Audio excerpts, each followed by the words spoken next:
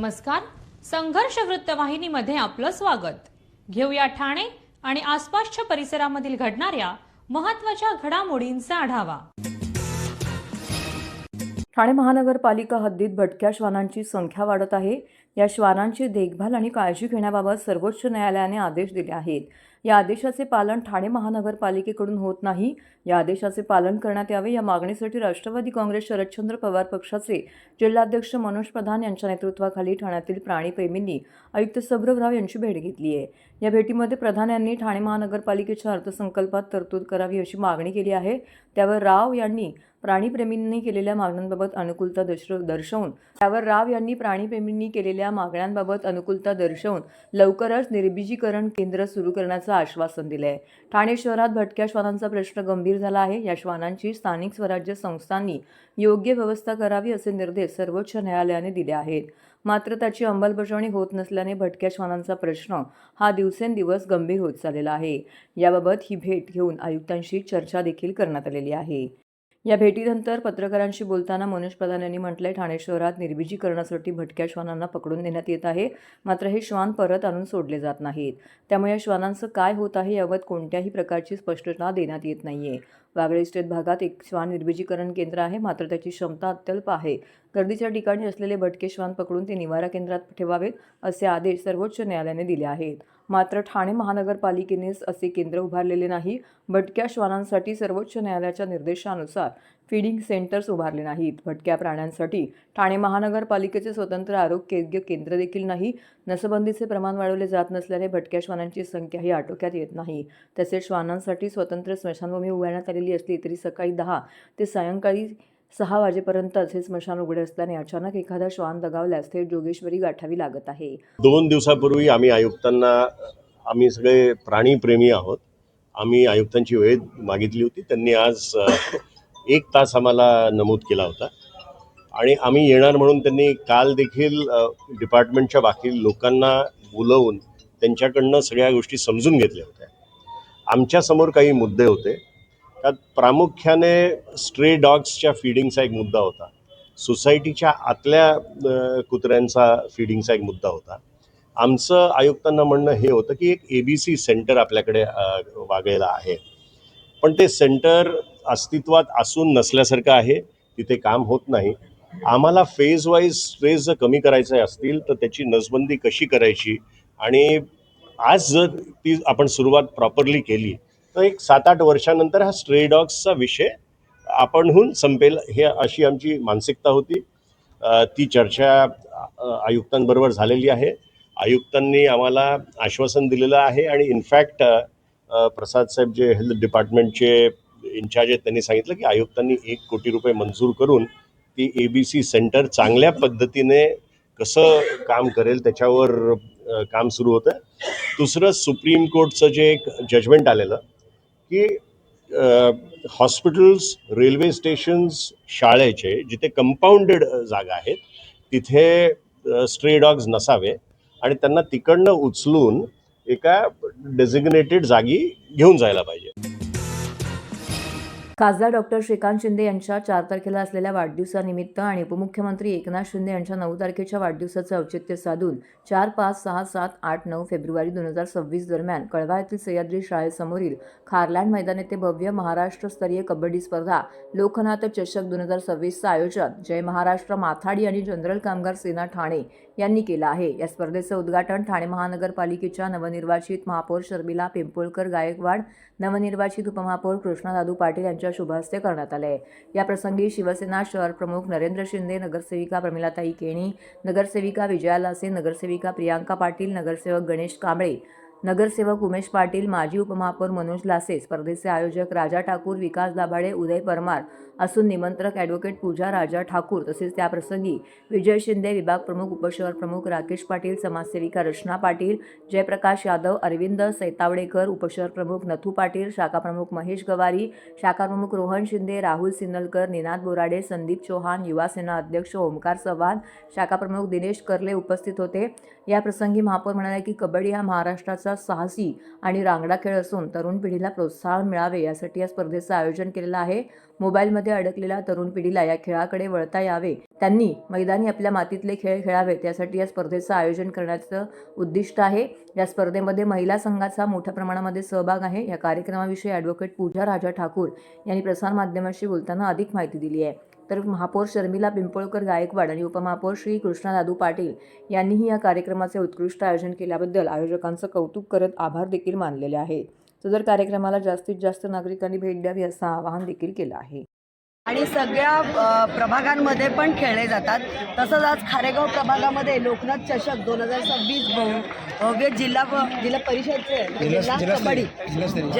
जिल्हास्तरीय खेळ शालेय खेळ कबड्डी स्पर्धा भरवलेली आहे. आणि आयोजक आपल्या ताई आयोजक आपल्या पूजा ठाकूरताई आणि राजा हे आहेत ना राजा ठाकूरदादा यांच्या हे खरं तर आयोजक आहे आणि खूप चांगल्या पद्धतीचे. आणि किती संघ येतात खेळायला आपल्या इथे? 250 संघ खेळायला येतात. खरंच ताई तुमच्या दोघांचे पण खूप खूप आहे की असे खेळ आपल्या महाराष्ट्रामध्ये खेळले गेले पाहिजेत, जेणेकरून जी विकास आहे मुलांच्या अंगी विकास आहे तो एक नीट झाला पाहिजे. दरवर्षी कबड्डीचं आयोजन राजा ठाकूर असेल किंवा त्यांचे मित्रपरिवार जय महाराष्ट्र माथाडी संघटना व शिवसेना यांच्या माध्यमातून गेली 4 वर्ष सतत ही क्रीडा स्पर्धा आयोजित केली जाते. विशेष करून स्पर्धेचे जे आयडॉल आहेत म्हणजे आजचे वाढदिवसाचे बॉय म्हणतात ते खासदार श्रीकांतजी शिंदेसाहेब आणि एकनाथजी शिंदेसाहेब यांच्या वाढदिवसानिमित्त गेली 4 वर्ष राजा ठाकूर आणि त्यांची पूर्ण मित्रपरिवार ही स्पर्धा घेत आहे. या स्पर्धेमध्ये विशेष करून शालेय गटाला जास्त प्राधान्य दिले गेलेलं आहे. माननीय श्रीकांतजी शिंदेसाहेब जे या विभागाचे खासदार आहेत, पहिले तर त्यांना वाढदिवसाच्या खूप खूप शुभेच्छा. तर त्यांच्या वाढदिवसानिमित्त आणि आपले लाडके उपमुख्यमंत्री एकनाथजी शिंदेसाहेब यांच्या वाढदिवसानिमित्त आम्ही हे दरवर्षी सातत्याने 14 वर्ष आहे आमचं जे आम्ही हे कबड्डीचा सामना आयोजित करतो. ठाणे महानगरपालिकेचे मालमत्ता कर म्हणजेच प्रॉपर्टी टॅक्स भरण्याचे आवाहन. सन 2022-23 या आर्थिक वर्षाचे मालमत्ता कराचे म्हणजेच प्रॉपर्टी टॅक्सचे बिल ठाणेकर करदात्यांना महापालिकेमार्फत आर्थिक वर्षाच्या सुरुवातीस म्हणजेच माहे एप्रिल 2022 मध्ये देण्यात आलेले आहे. तथापि अद्यापही काही करदात्यांनी मालमत्ता कर महापालिकेकडे जमा केलेला नाही. सध्या आर्थिक वर्षाचा अंतिम टप्पा सुरू झाला आहे. मालमत्ता कर वसुलीसाठी महापालिकेतर्फे कडक कारवाई हाती घेण्यात आली आहे.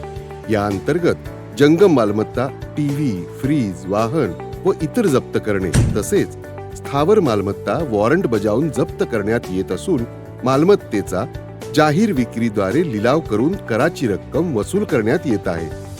मालमत्तेस पाणी पुरवठा करण्यात येणारे नळ संयोजन खंडित करण्यात येत आहेत. त्याचप्रमाणे थकीत मालमत्ता करावर 2% व्याज आकारले जात असल्याने भरावयाची रक्कम वाढत आहे. आपला मालमत्ता कर propertytax.thanecity.gov.in या लिंकद्वारे तसंच गुगल पे, फोन पे, पेटीएम याद्वारे ऑनलाईन पद्धतीने करण्याची सुविधा उपलब्ध करून दिली आहे. शनिवार, रविवार व सार्वजनिक सुट्टीच्या दिवशी नागरिकांना मालमत्ता कर भरणे सोयीचे व्हावे याकरता महापालिकेचे मालमत्ता कर संलग्न कार्यालय या दिवशी कार्यान्वित ठेवण्यात आलेले आहे. तरी मालमत्ता कर वसुलीची अप्रिय कारवाई टाळण्याच्या दृष्टिकोनातून मालमत्ता कर भरून महापालिकेस सहकार्य करावे. धन्यवाद.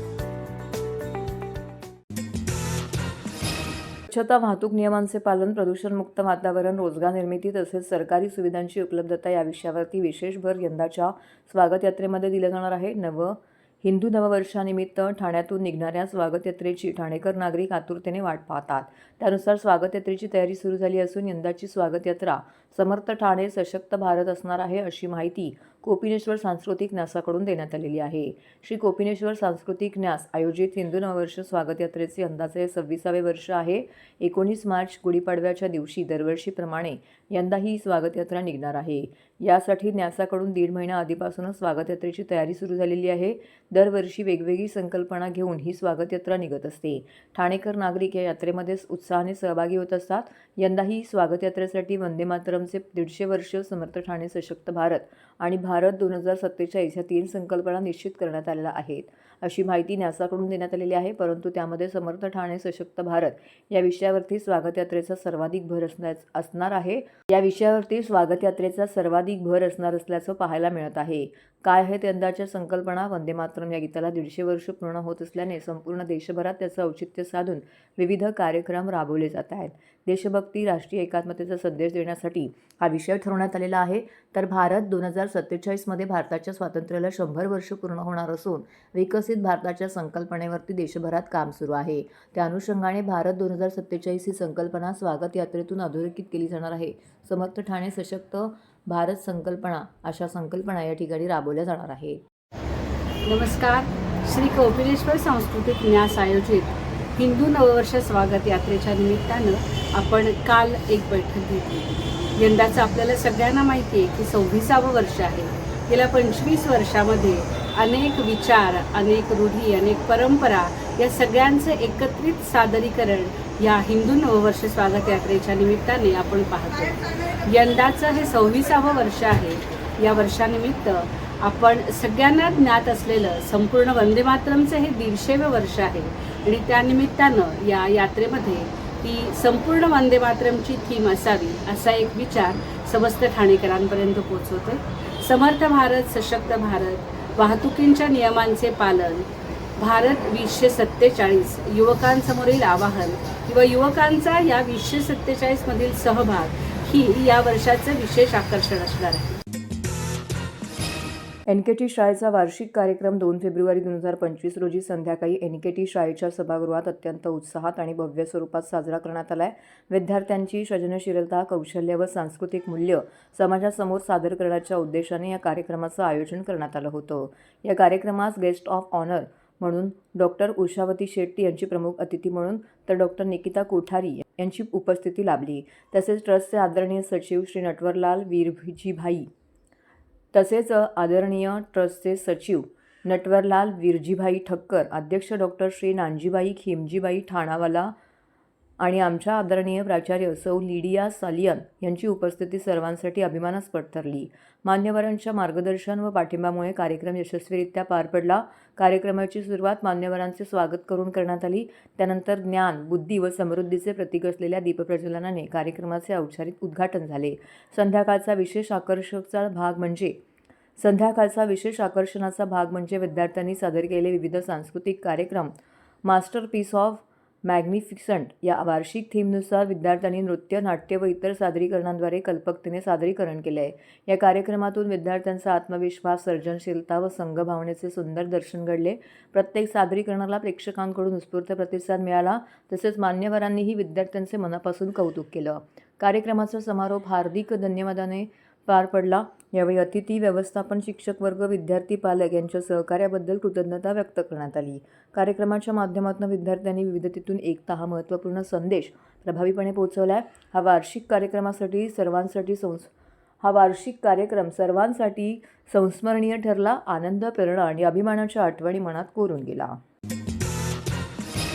वाढती जीवनशैलीतील अनियमितता, तंबाखू व्यसनांचे वाढते प्रमाण, आरोग्य तपासणीकडे होणारे दुर्लक्ष ही कर्करोगाची प्रमुख कारणं असल्याचं स्पष्ट होत आहे आणि त्यातूनच कर्करोग वाढत आहे. कर्करोग हा मृत्यूचा शिक्का नाही, तर तो वेळेवर ओळखला गेला तर पूर्णपणे बरा होऊन शकणारा आजार आहे. मात्र भीती, अफवा आणि दुर्लक्ष यामुळेच अनेक जीव धोक्यात येतात. त्यामुळे प्रत्येक नागरिकांनी आपल्या आरोग्याबाबत जागरूक व सजग राहणे अत्यावश्यक असल्याचं प्रतिपादन जिल्हा शल्य चिकित्सक डॉक्टर कैलास पवार यांनी केले आहे.